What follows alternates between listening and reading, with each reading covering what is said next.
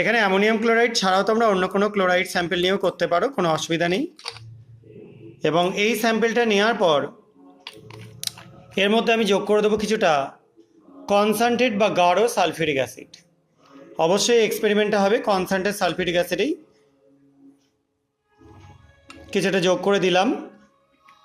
এরপর এই টোটাল মিক্সচারটাকে একটু হিট করে নেব।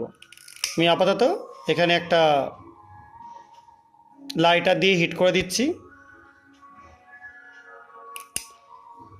দেখতে পাচ্ছ একটা ধোঁয়া উঠছে।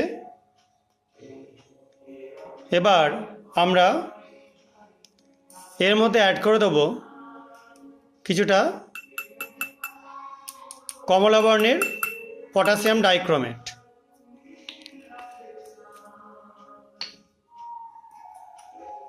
আবার ফার্দার আমি হিট করতে শুরু করছি।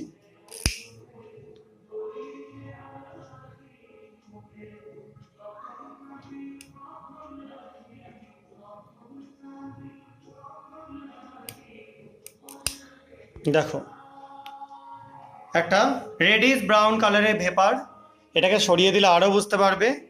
কন্টিনিউ ভেপারটা উঠতে শুরু করেছে।